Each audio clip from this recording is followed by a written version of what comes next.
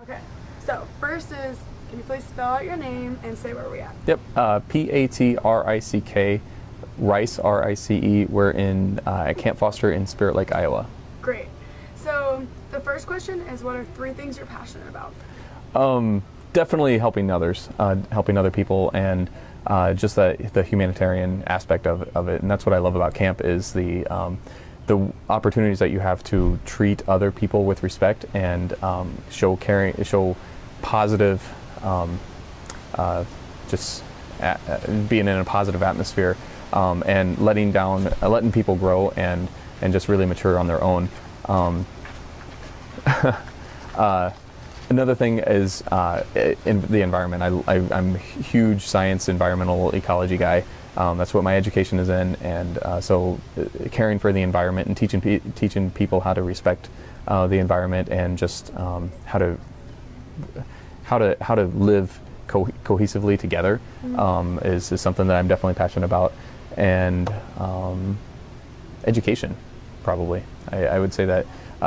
Not necessarily book education. I mean, I'm definitely passionate about that, but more so life experiences and putting people in a setting such as this where they have to, and also in a college setting where you have to live cohesively in a group setting, sharing and working together and solving decisions together, and so that aspect, but also education of just trying new things and stepping out of your comfort areas, and if you're afraid of the water, but go kayaking or get on a horse and go horseback riding, and so just trying new opportunities that arise. Definitely.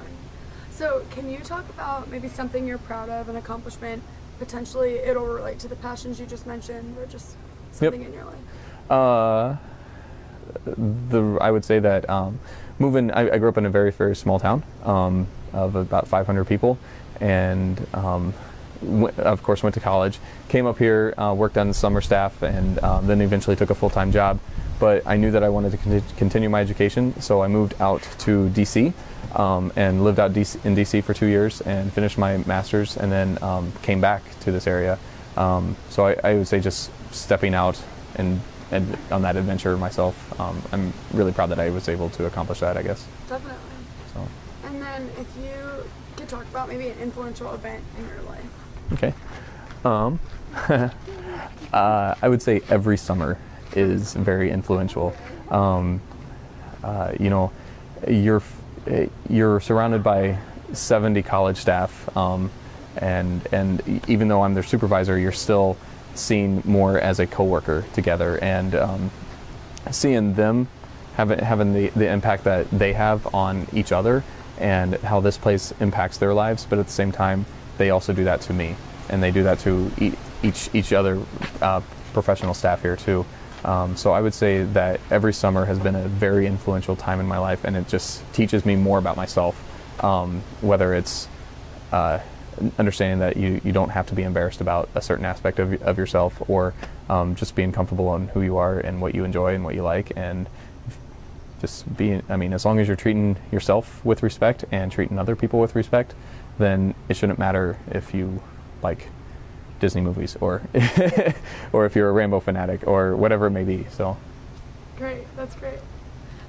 And now if you could talk about maybe a strength that has helped lead you through those accomplishments or has assisted you throughout your experiences. All right, my greatest strength definitely is responsibility, and I'm very detail oriented.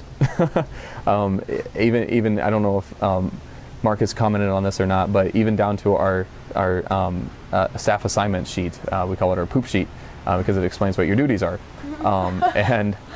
So on the poop sheet we'll have clip art that talks about that kind of fits with the theme, and there's been several times I'm like, I don't like that.